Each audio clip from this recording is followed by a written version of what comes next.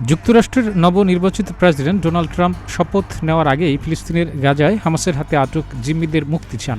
এই সময়ের মধ্যে মুক্তি না দেওয়া হলে হামাসকে গুরুতর পরিণতির হুঁশিয়ারিও দিয়েছেন তিনি। স্থানীয় সময় সোমবার ২ ডিসেম্বর নিজের মালিকানাধীন সামাজিক যোগাযোগ মাধ্যম ট্রুথ সোশ্যালে দেওয়া পোস্টে ট্রাম্প বলেন, ২০২৫ সালের ২০ জানুয়ারি যুক্তরাষ্ট্রের পরবর্তী প্রেসিডেন্ট হিসেবে শপথ নেওয়ার আগেই যদি গাজায় জিম্মিদের মুক্তি দেওয়া না হয়, তাহলে মধ্যপ্রাচ্য এবং মানবতার বিরুদ্ধে এমন নৃশংসতার জন্য দায়ীদের গুরুতর সমস্যা হবে। গত বছরের ৭ অক্টোবর ইসরায়েল ভূখণ্ডে হামলা করে ফিলিস্তিনের সশস্ত্র সংগঠন হামাস। এতে নিহত হন ১,২০৮ জন। এছাড়া ২ শতাধিক মানুষকে জিম্মি করে গাজায় নিয়ে আসে হামাস। তাদের মধ্যে কিছু মুক্তি পেলেও এখনও হামাসের কাছে ১০০ এর মতো জিম্মি আছে।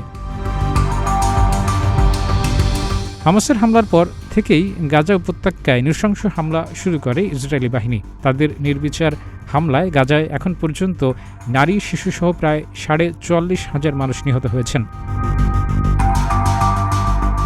সম্প্রতি মার্কিন সিনেটর এবং ট্রাম্পের ঘনিষ্ঠ হিসেবে পরিচিত রিপাবলিকান পার্টির রাজনীতিবিদ লিন্ডসে গ্রাহাম এক সাক্ষাৎকারে বলেন, গাজায় আটক জিম্মিদের মুক্তি এবং সেখানে একটি যুদ্ধবিরতির জন্য ট্রাম্প আগের চেয়ে বেশি দৃঢ় প্রতিজ্ঞ।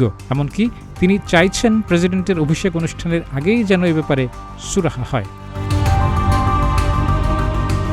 কাজী আমদাদ, প্রতিদিনের বাংলাদেশ।